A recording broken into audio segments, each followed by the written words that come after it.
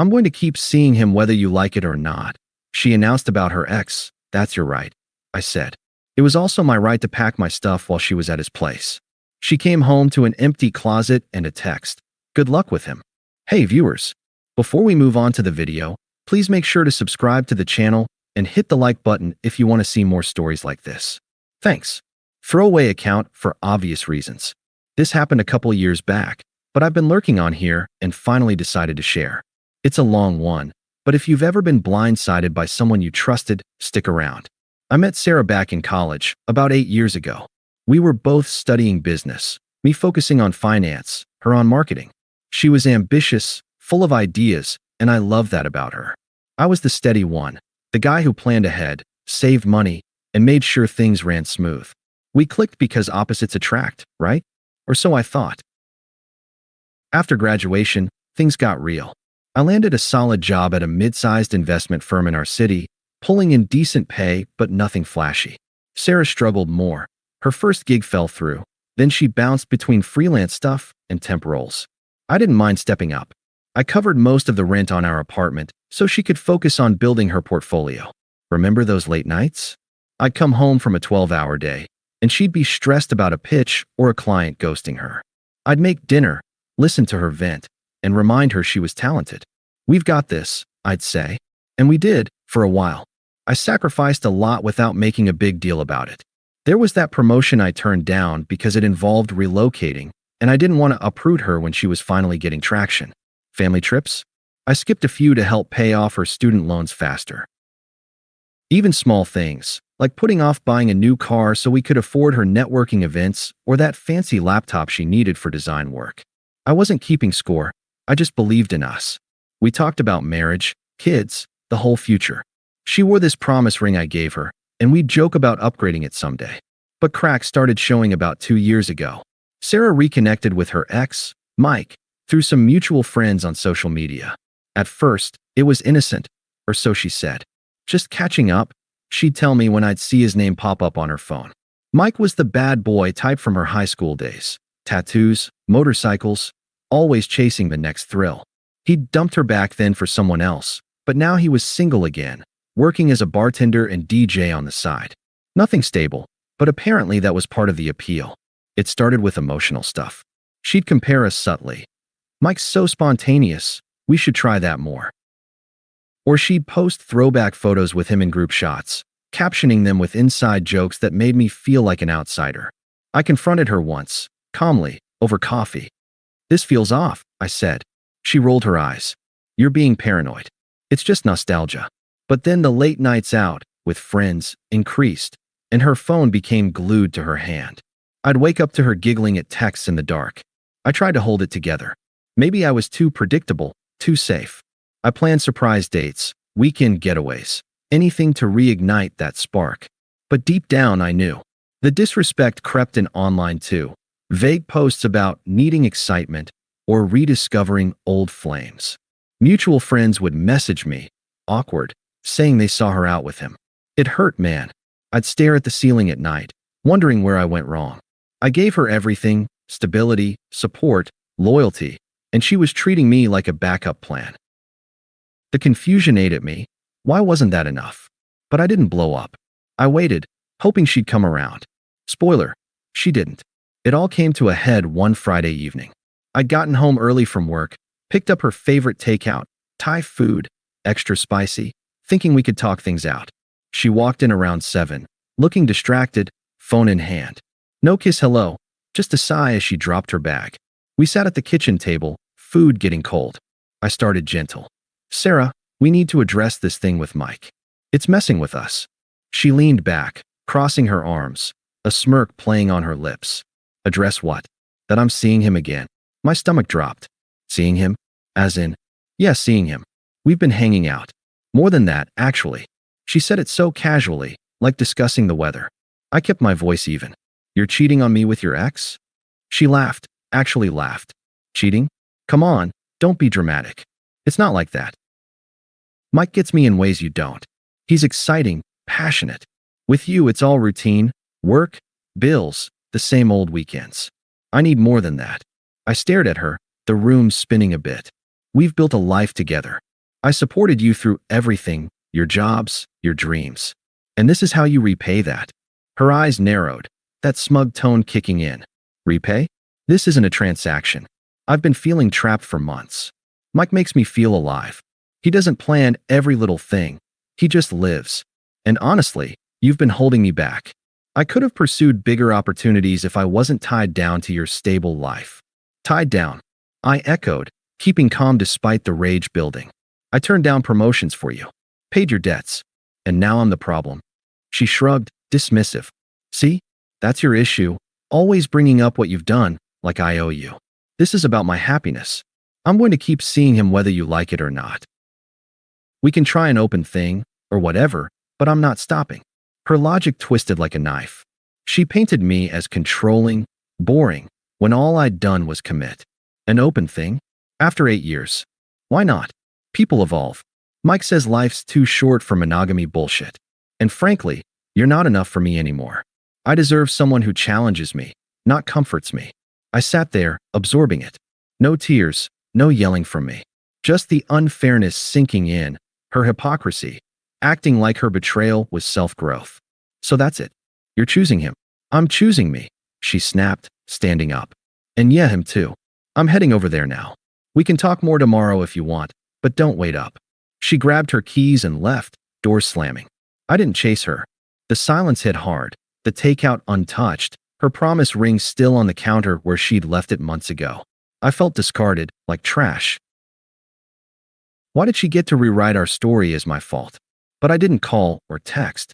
Instead, I poured a drink and let the confusion wash over me. It was outrageous, undeserved. I'd been loyal to a fault, and she repaid it with smug cruelty. She was gone for hours that night, probably the whole weekend knowing her. I didn't sleep much.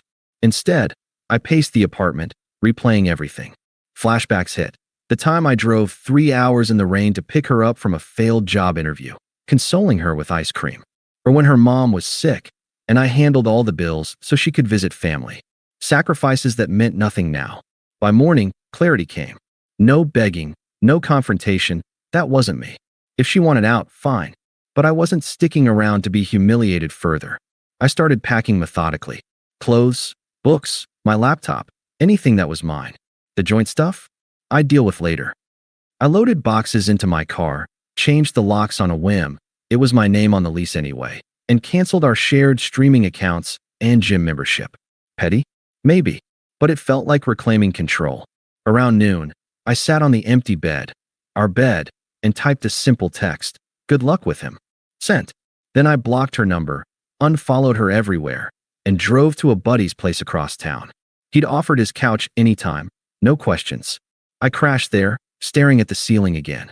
The silence was deafening at first. No more her laughter, her complaints, her presence. It hurt, the unfairness of it all. Why did loyal guys like me end up the punchline? But I didn't spiral. Instead, I focused inward. Signed up for therapy the next week. Yeah, I needed to unpack that mess. Picked up running, something I'd neglected. And work? I threw myself in, finally chasing that promotion I'd passed on before. It involved a transfer to a nearby city branch. Better pay, fresh start. I took it without hesitation. Weeks blurred. Mutual friends reached out, confused. What happened? Sarah's freaking out. I kept responses short. We split. Moving on. No details, no drama. She'd come home that night to an empty closet, half the apartment bare, my key on the counter. I imagined her reaction, shock, maybe anger. But I didn't witness it. That was the point, detachment. I disappeared from her life as quietly as she'd erased me from hers. No outburst, just dignity. It was my right, after all. Months passed in a blur after I left. I settled into my new city, about an hour's drive from the old one, with the promotion kicking in. Bigger office, better team, and a salary bump that let me rent a decent one-bedroom overlooking a park. Therapy helped unpack the mess Sarah left behind. Turns out, I'd been carrying her emotional weight for years, ignoring my own needs. I started hiking on weekends, joined a local book club, even dated casually a couple times. Nothing serious, but it reminded me I wasn't boring, just reliable. Life felt lighter without the constant drama. I didn't stalk her socials. I'd blocked everything. but word trickled in through mutuals. At first, it was surface stuff, posts about her new chapter with Mike, all smiles and adventure captions. Motorcycle rides, late-night parties, the thrill she craved. But cracks showed quick. One friend mentioned offhand that Mike wasn't as stable as he seemed. Bartending gigs dried up, and he had a gambling habit that ate through cash fast. Sarah, ever the marketer, tried to spin it, helping him with side hustles, posting about building together. But reality hit. About 4 months post-split, the real karma rolled in. I got a call from our old landlord. Yeah, the lease was in my name, but I'd sublet to a coworker after leaving. He mentioned Sarah had been late on rent, begging extensions. Turns out, Mike had convinced her to quit her freelance gigs for a joint venture, some half-baked event planning thing that flopped. They blew through savings on failed launches, and his instability surfaced, yelling matches in public, controlling her phone, isolating her from friends. One mutual confided that Mike had cheated on her already, with a coworker from the bar, but gaslit her into thinking it was her fault for being too needy. She unraveled fast, lost her main client because she missed deadlines amid the chaos. Friends distanced themselves. The truth about her cheating spread, and no one wanted the drama. Her posts shifted from smug to vague cries for help. Tough times build character, or learning who my real friends are. Then the big one, Mike dumped her. Packed his stuff while she was at a job interview. Ironic, right? Left a note saying she was dragging him down. She came home to an empty place. Sound familiar? But this time, broke, with mounting debts from their ventures. Her family stepped in minimally. They were always more about appearances than support. I didn't gloat. Hearing it secondhand, I felt a quiet vindication. Not joy at her pain, just the irony. She'd chased excitement and got burned by it. Meanwhile, I was thriving. Closed a big deal at work, bought that new car I'd put off, even started volunteering at a community center. The unfairness from before? It faded. This was justice, earned through her choices. But I kept my distance. No responses, no involvement. Let her sit with it, like I had. It started subtle, about 6 months after I left. My phone buzzed with an unknown number. She'd gotten a new one, I guessed. The text, "Hey, it's Sarah. Can we talk? I miss our chats." I ignored it. Then another, "I know I messed up. Mike was a mistake. Please, just hear me out." Delete, block. But she escalated. Voicemails next. "Babe, hey. Things didn't work out with him. He was awful, controlling. I realize now what I had with you. Stability, love. I was stupid. Call me." Her voice cracked a bit, desperate undertone creeping in. I listened once, then deleted. No sympathy stirred. She'd made her bed. Then the friends and family piled on, just as toxic as her. First, her best friend Mia messaged on social. "Dude, Sarah's going through hell." Mike left her high and dry. "You're being cold by ghosting.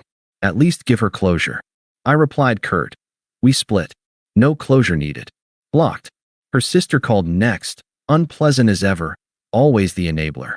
"You think you're better now? Sarah needs help. She told me everything. How you just vanished like a coward. Family sticks together.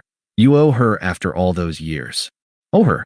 The hypocrisy burned, but I stayed calm. We're not family anymore. Don't call again. Hung up, blocked. Sarah amped it up. Showed up at my old office. Yeah, she tracked it down somehow. Security buzzed me. "Woman here for you." I told them to send her away. Then emails. "I saw your LinkedIn update. Congrats on the promotion. See, I always knew you'd succeed. But I helped get you there, right? Let's meet. Coffee. I need to apologize in person." Desperation turned pleading. "Please, I'm struggling. Lost my job, debts piling up. You were always the fixer. Help me fix this." Ignored. That's when anger surfaced, her true colors shining. Furious texts from burners. "How dare you ignore me? After everything I put up with, your boring routines, your control. Mike was right. You're heartless. But fine, rot alone." Then back to desperate. "Wait. No, I didn't mean that. I'm just hurt. Please, one call." Cycles of sweet to spiteful, revealing the manipulation I'd missed before. Her mom even emailed, "Guilt-tripping queen. Sarah's depressed, alone. You broke her heart by leaving like that. Be a man and talk." Unpleasant, pushy like always. I forwarded it to spam. Friends stopped defending her. Some apologized to me privately. We saw the posts, heard the stories.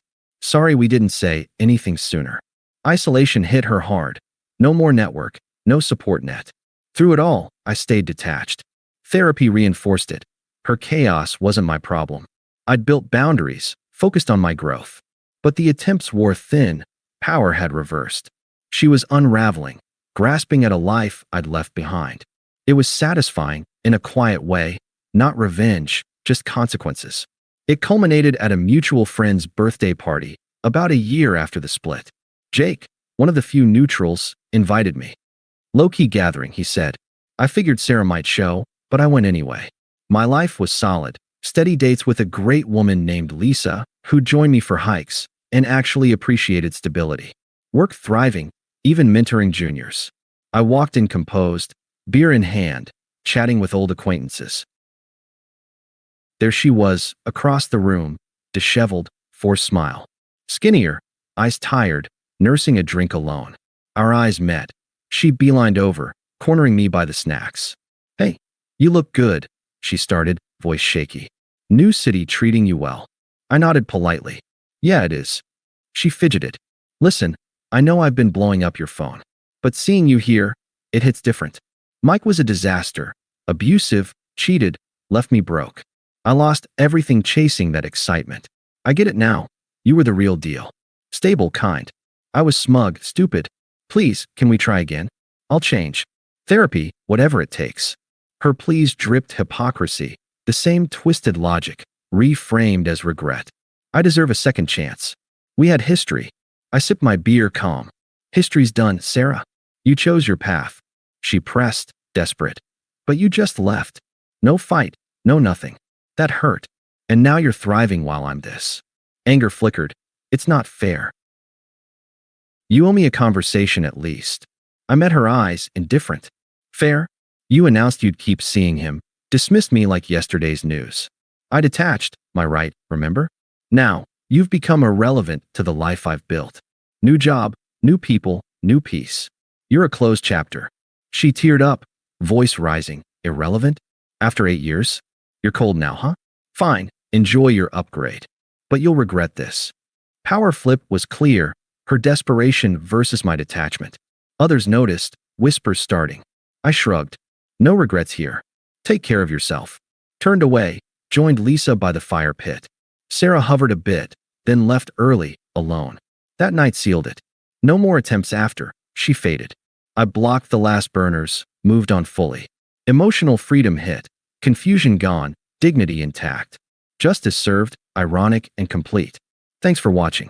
Make sure to subscribe to the channel and hit the like button. What do you think about this story? Share it in the comments.